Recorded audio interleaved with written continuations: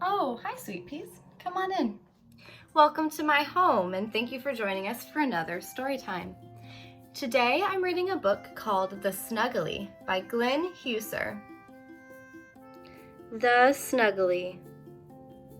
The day Todd's mama came home with a new baby, Todd's papa came home with something special too. "What's that?" said Todd. "It's a Snuggly," said Papa. "It's for carrying little Ada, so she'll be close and safe." And Papa showed Todd how it works. If you have a new baby in your family, shrug your shoulders.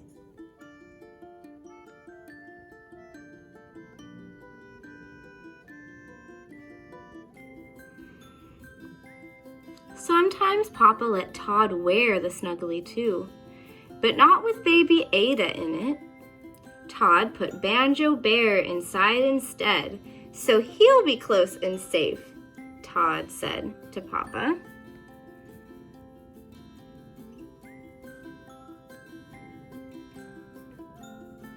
Todd was wearing the Snuggly when it was time to go to school. He thought he would like to show it to everyone. He went to ask Papa, but Papa was heading to work. He went to ask Mama, but Mama was busy giving Ada a bath. They won't mind if I take the Snuggly to school, he thought. It's only this morning.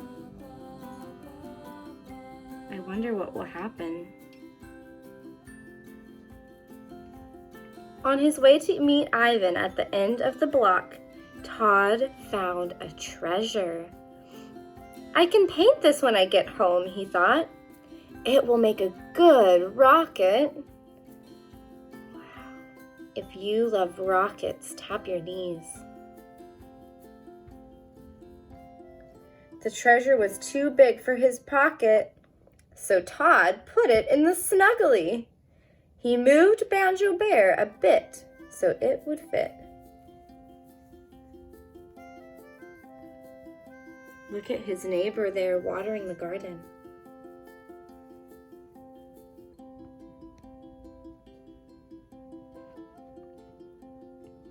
"What's that you're wearing?" said Todd's friend Even.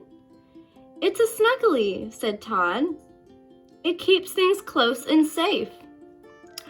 "Good place for this," he said. "Then I won't lose it." "Okay, put it in," said Todd. He moved Banjo Bear and the rocket a bit so Ivan's book would fit. Wow, I wonder how many more things he can fit inside the Snuggly.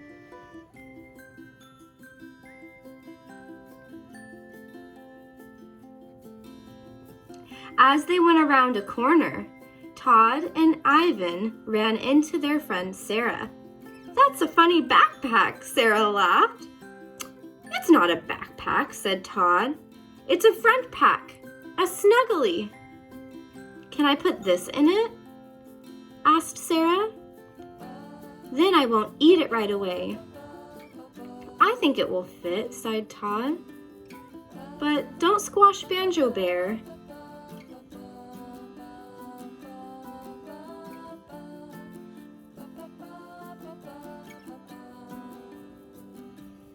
It's very kind of him to help his friends carry all of their things. "Oh, look," said Ivan. "Poor little thing," said Sarah. "Is there room in your Snuggly?" "Maybe," said Todd, but he wasn't too sure. He moved Banjo Bear and the rocket and the library book and Sarah's snack a bit, and yes, there was enough room.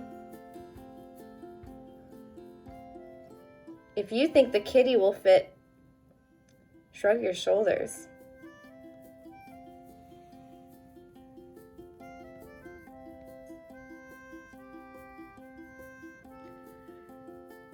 On the playground, Todd nearly tripped over his friend, Anand. Anand's eyes grew big when he saw what Todd was wearing. It's a Snuggly, said Sarah. It keeps things safe. Neat, said Anand. Good place for these.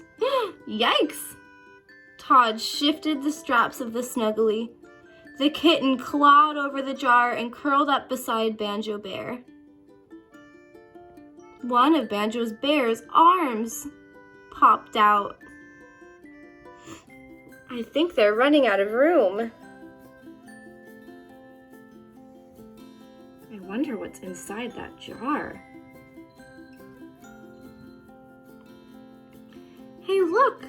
Sarah laughed. Miss Bale's done it again. Surprise her, said Anand. Put it in the Snuggly. Then it won't get broken, said Ivan. Before Todd could say anything, Anand pushed it in and made a scraping sound against the jar of pollywogs. Banjo Bear's other arm popped out. Uh-oh. I wonder what will happen next. Let's turn the page and see. Oh my, said Miss Bale as she came to get them to go into class. I think you'd better go first for show and tell, Todd, before you burst.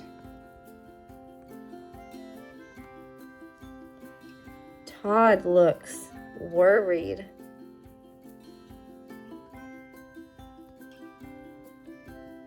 But it was too late. As Todd went to the front of the class, the Snuggly did burst and everything spilled out. Miss Bale's coffee mug clattered to the floor. Anand's jar of pollywogs rolled down the aisle. The lost kitten began racing around the room. Hey, that's my cat, said a girl at the back of the class. Sarah's snack fell on a boy's head, and Ivan's library book hit Miss Bale's toes. What a mess.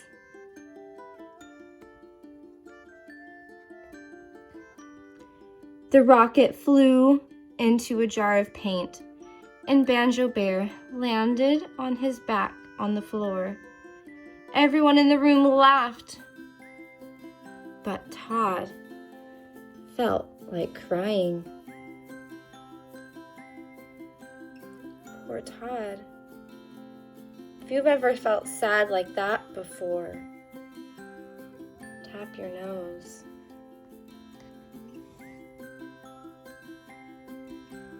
Never mind, said Miss Bale, and she gave Todd a big hug. Only one strap has broken. I can fix it at recess. In a few minutes, everything had been picked up, and the lost kitten was fast asleep in Banjo Bear's lap.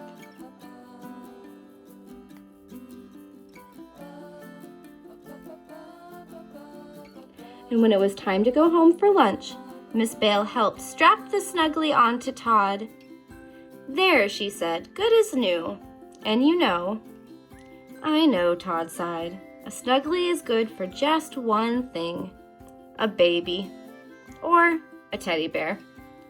Miss Bale tucked Banjo Bear into the Snuggly, and Todd knew he would be safe and close all the way home.